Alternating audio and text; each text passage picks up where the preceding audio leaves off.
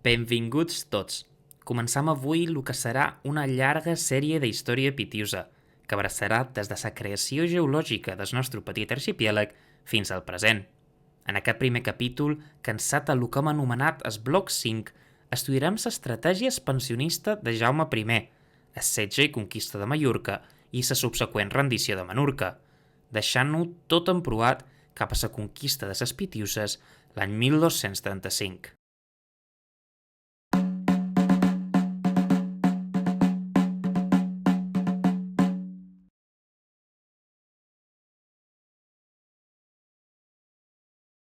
El futur rei, en Jaume I, conegut com el Conqueridor, va néixer l'any 1208 del matrimoni entre Pere el Catòlic i Maria de Montpeller. Enfrontat amb els croats francesos en defensa de les seves pretensions occitanes, el rei en Pere es va veure embolicat en un remolí de guerra que va resultar en el captiveri del seu fill infant i la seva pròpia mort l'any 1213 a la batalla de Muret. Després d'un complicat període de regència, Jaume I fou jurat a les Corts de Lleida el 1214 i declarat major d'edat, amb 10 anys, el 1218. Acabada la Guerra Occitània, s'iniciaren una sèrie de lluites internes i revolucions nobiliàries que es perllongarien durant una dècada d'hostilitat. Dins aquest panorama, el 1225, el rei proclama la necessitat de continuar amb l'expansió contra els sarraïns, iniciant el setge de Peníscola. Amb aquest moviment intentava unir els seus vassalls contra un enemic comú, però l'intent quedà desbaratat quan els nobles aragonesos donaren l'escana al rei. Un fracàs semblant arribaria l'any següent, en un primer intent de conquista de València, abans de que, l'any 1228, la història canviés per sempre.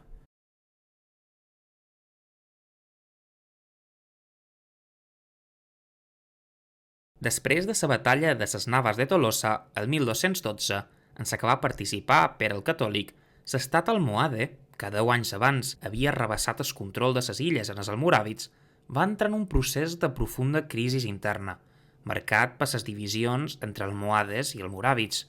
Aquesta situació, agravada per la mort del califa el 1227, va afavorir el progressiu distanciament de les illes orientals de l'Àndalus. Llavors va el govern del valí Abu Yahya, a qui els cristians es referirien directament com a rei. El que va passar després varia lleugerament depenent de la font.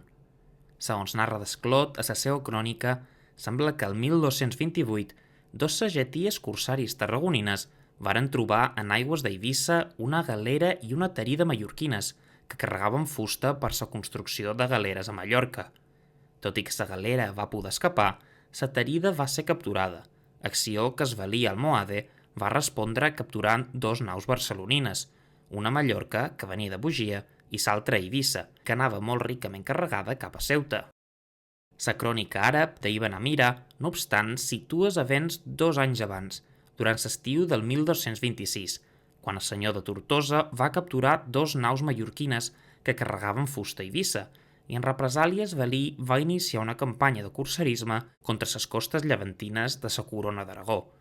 En saber que en aigües d'Eivissa es trobaven una embarcació barcelonina i una altra de Tortosa, va enviar el seu fill a perseguir-les. En el port de Medina i Eivissa va capturar una gran galera genovesa i, prosseguint la persecució, les 2 naus catalanes. El llibre dels fets, per últim, només fa referència de passada a la captura d'una tarida mercant catalana per als musulmans. Fos com fos, el rei en Jaume demanà retribucions a Abu Yahya, qui es negà, oferint en el jove monarca una excusa perfecta per iniciar la guerra que tant desitjava. La conquesta d'aquest regne dins la mà, com l'anomenen les fonts, era beneficiosa en tota una sèrie d'àmbits, alguns dels quals ja s'han mencionat. Per una part, l'empresa aconseguia redirigir la bel·ligerància endèmica de les elits feudals cap a campanyes exteriors, unint-les davant un enemic comú, a la vegada que es refermava el prestigi i autoritat del jove rei. Per als nobles, però, el principal al·licent resultaria l'obtenció de grans ingressos i beneficis, fruit del botí en cas de victòria. Aquest estaria conformat per moneda i objectes de valor, però també per captius, els quals podien ser rescatats a canvi de moneda però també treballats com a mà d'obra esclava. Això sense comptar amb els guanys de noves terres, dominis i rendes que cobrar sobre els futurs repobladors. La conquista de les illes també oferia grans avantatges estratègiques, més enllà d'aturar el corsarisme insular. Així, el control de l'arxipèlag permetia afiançar el domini aragonès sobre el Mediterrani occidental i servir de punt de projecció contra les rivals repúbliques italianes, sobretot Pisa i Gènova, i també el Regne de València, encara per conquerir. Finalment, no s'han d'oblidar els motius religiosos i és important paper de l'Església a l'hora de codificar i organitzar la conquesta per el títol de croada. Si bé en els regnes ibèrics més occidentals sí que va haver-hi una certa idea de recobrar els antics regne dels visigots, tot i que no de la forma que es voldria vendre molt després, baix el terme erroni de reconquesta, a la costa mediterrània, antiga marca hispànica, l'expansió contra l'Àndalus s'enquadrava més dins paràmetres religiosos, una ideologia, com s'ha descreuats, arribada de França, de conquesta irreversible del territori, eliminació del poble considerat infidel que l'habitava i colonització amb cristians. El 5 de setembre de 1229, un estol de més de 150 embarcacions surt dels ports de Salou, Cambrils i Tarragona, rumb a la major de les Balears. A bord hi van uns 700 cavallers i 13.000 peons, en la majoria catalans, però també un bon nombre de marsellesos, amb alguns montpellerins i genovesos. Per contra, la noblesa aragonesa no tenia gaire interès en la conquesta, i els pocs aragonesos que varen participar sembla que, en gran part, ho feren per la seva condició de vassallatge al rei. L'exèrcit no s'havia reclutat de tropes permanents i salariades, sinó que cada senyor feudal contribuïa, segons les seves possibilitats, amb les seves pròpies mainades de peons i cavallers, estructurades entorn a la mainada real. En un origen, els cristians havien tingut intenció de desembarcar a Pollença, però durant el trajecte patiren els efectes d'un temporal que els desvià, arribant als illots de la Dragonera i l'Opentaleu, el 7 de setembre. Estan allí fondejats, arribant nedant un mallorquí traïdor que Jaume I anomena Alí de la Palomera. Aquest els hi donaria notícies de Silla, la ciutat i es Valí. En aquell temps, Silla de Mallorca comptava amb uns 50.000 habitants, en la majoria concentrats a la ciutat de Medina Mallorca. El govern d'Esvalí, Abu Yahya, que havia començat positivament, s'havia anat tornant amb els anys més i més cap a la codícia. La situació havia empitjorat especialment a partir de la batalla de les Naves, l'any 1212, quan van començar a arribar refugiats almohades des de la península. Aquests, enemistats amb els andalusins locals, varen posar en Esvalí en contra de la població de Silla, situació que va desembocar en un intent d'assassinat contra el dirigent per part dels andalusins. Aquesta conjura, però, va ser descoberta de temps, els seus principals responsables executats i la població local durament reprimida. Va ser en aquell moment quan Esvalí havia convocat a 50 notables de Silla, presumiblement per ajusticiar-los, que arribaren a la carrera primer un i després dos missatgers, anunciant l'arribada de la flota cristiana. Ja feia temps que s'havien tingut notícies de l'estol, però els almohades havien convençut en Esvalí que l'atac feudal era una mentida dels andalusins per poder anar armats i atacar-los per sorpresa. Així, totalment desprevengut, Abu Yahya indulta els mallorquins i organitza la mobilització general. Malgrat els ressals de la població, aconsegueix reunir una força significativa que envia ràpidament cap a la Palomera. La mitjanit del dia 9, Jaume I ordena llevar àncores en silenci, rumb a Santa Ponça. Els mallorquins, que ja s'han posicionat davant, els senten i encara que els persegueixen per terra, no arriben a temps per prevenir el desembarc, comandat per el comte de Rosselló en Nuno Sans. Es produí llavors el primer combat de la guerra, que va enfrontar a un nombre desigual de tropes cristianes i musulmanes en els voltants del Puig de la Morisca. Després d'una lluita inicial, amb bastants de morts, les forces locals acaben per fugir, incapaces de resistir la càrrega de la cavalleria feudal. Irat per perdre la primera batalla, el rei lidera un petit grup de cavallers i encalcen els supervivents en un acte temerari. El contingent musulmà es tornaria a reagrupar i posicionar en els costers de la serra de Portopí, en el conegut com Coll de sa Batalla, bloquejant-se abans cap a sa Medina. Segons la crònica àrab, el valí hauria comptat amb una força igual o inferior a 1.800 genets i 20.000 peons, quasi tots inexperts, i no havia fet cas del consell d'esperar els cristians més prop de Medina Mallorca, cosa que li hauria permès esperar reforços provinents de la ruralia. Les forces feudals, no obstant, tampoc arribarien a la batalla, esdevengudes dia 12, gaire ben organitzades. Les tensions internes arrossegades de les guerres civils comportaren una gran separació entre la rereguarda, comandada per en Honor Sans, i l'avantguarda, encapçalada per es Montcada. El xoc dels dos exèrcits, després d'una petita escaramussa, es va produir passat el trascoll que amagava la plana. 3 vegades van imposar-se els cristians i 3 vegades els musulmans, que a poc anaven retrocedint. L'avantguarda cristiana, a la vegada, es va fragmentar en 2 blocs, un emproat contra el campament andalusí al sud, liderat pel comte d'Empúries i els soldats templers, i l'altre, el principal, contra un puig que dominava el coll.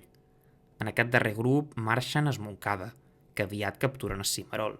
Alarmat, es valí envia 12.000 soldats per reconquistar-lo, i Guillem de Montcada llancen els seus homes, dirigits per el seu cosí Ramon, contra els enemics que s'apropen.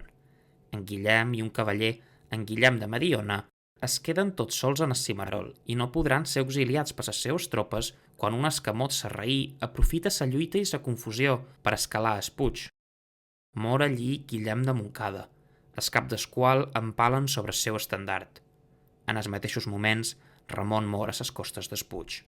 S'ensumava ja la victòria musulmana quan arribà el rei Jaume, que havia estat observant la batalla des del coll. L'acompanyava per fi sos de Honor Sans. Mentre avancen, es troben amb un cavaller que els indica la serra on es lluita, i amb un ferit Guillem de Mediona, a qui envien de nou al combat.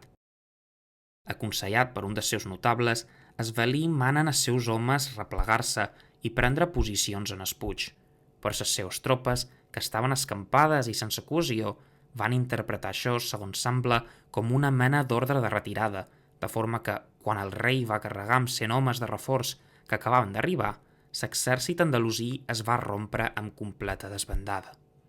Així va acabar la gran batalla de Portopí, que, si bé segons les fonts àrabs no va comportar baixes considerables, sí que va deixar obert el camí cap a la ciutat.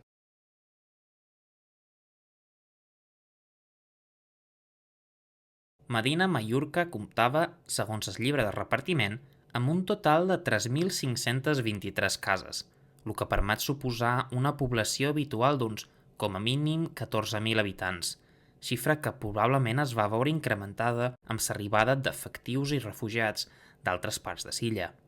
Els feudals instal·laran el campament enfront de la porta de Bab al-Kuhul i començaran la construcció de màquines de setge. En aquell moment entra en escena el personatge d'Ibn Abbad, un noble mallorquí de gran influència, sembla que cap del districte de Pollença, que negocia una aliança amb Jaume I. A canvi de subministres i provisions per les seves tropes, el rei li promet protecció per al seu poble i el futur govern de la ciutat de Mallorca. D'aquest pacte i altres fets que encara passarien, podem extreure que Ibn Abbad i gran part dels andalusins consideraven que el setge, com tants d'altres abans, acabaria amb un pacte.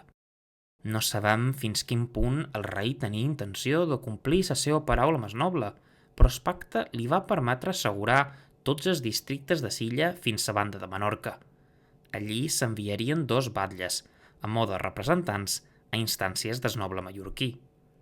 No tots els pagesos, però, pactarien amb en Jaume, una tropa formada per andalusins de les rodalies, liderats per un tal Fantilà, tallaren l'aigua de la sèquia amb què es subministrava el campament feudal. La resposta cristiana no tardaria en arribar i els musulmans serien expulsats del puig on es trobaven. Les testes decapitades d'en Fantilà i els altres vençuts varen ser llançades sobre la ciutat.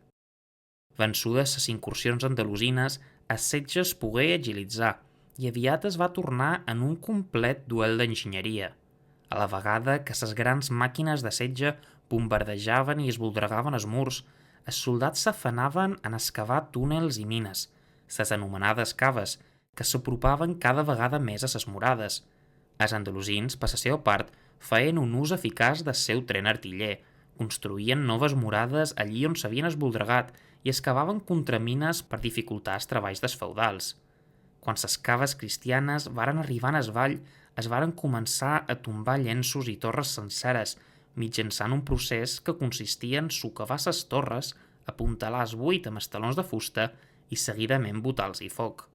És en aquest moment quan el llibre dels fets descriu els 3 intents de negociació entre el rei en Jaume i el valí almohade.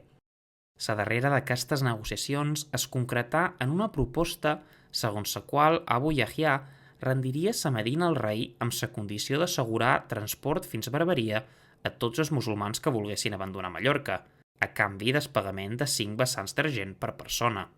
Aquesta proposta, tot i semblar avantajosa per als interessos cristians, va acabar sent rebutjada per als nobles feudals, decisió que el llibre dels fets atribueix en el desig de venjar la mort desmoncada, tot i que també podria haver estat considerat el perill que el valí formés un nou exèrcit i intentàs una reconquista de l'illa des del nord d'Àfrica. La crònica àrab, tanmateix, dona uns motius força diferents. Segons relata Ibn Amira, quan la situació dins la ciutat havia empitjorat sensiblement, Ibn Sairi, un important noble que abans de la conquesta havia encapçalat l'oposició al valí, va sortir de la Medina per intentar recobrar la lleialtat d'aquells que, seguint a Ibn Abbad, avituallaven a les forces cristianes. La missió va aconseguir el seu objectiu i els pagesos varen deixar de prestar ajuda als cristians, matant a tots els que hi havia entre ells. La falta de queviures, empitjorada per el creixent mal temps i la nova situació de l'exèrcit entre 2 focs enemics, haurien motivat la decisió de prendre la vila per la força. Aquesta rebel·lió dels camperols andalusins i tornada precipitada dels 2 batlles figura a la crònica reial, tot i que desplaçada en el temps, potser per error, fins després de decidir l'atac. En tot cas, fracassades les negociacions amb Abu Yahya, segueix un frenètic tira i afluixa de desfer i construir murades, durant el qual apareixen divisions internes entre les forces musulmanes, que acaben amb la deserció del fill del valí. Segons el relat de Desclot, és llavor quan es construeix un pas sobre el vall, alternant llits de terra i llenya, perquè la cavalleria pugui sortejar el fossat en el moment de la invasió, construcció que Jaume I ubica molt abans en el setge. En resposta, els defensors fan una cava que dona al vall i incendien l'estructura, però el foc és ràpidament apagat. Esbocat a l'últim mur, el dia de Cap d'Any, els cristians prenen posicions abans d'atacar. Davant es col·loquen els grans senyors, seguits dels seus cavallers i després l'infanteria, tots baix jurament de no aturar-se.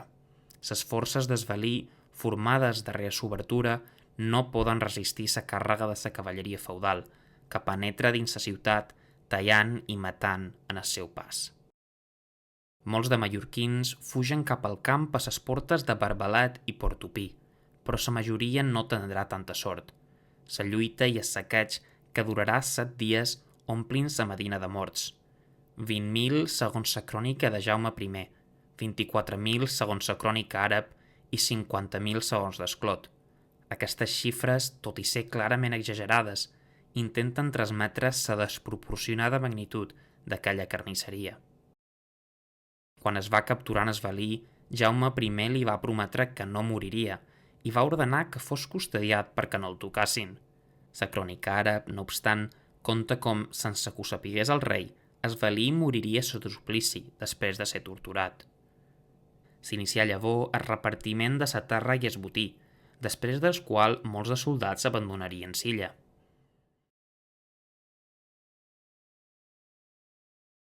La conquista de Mallorca, no obstant, encara estava lluny de ser consumada.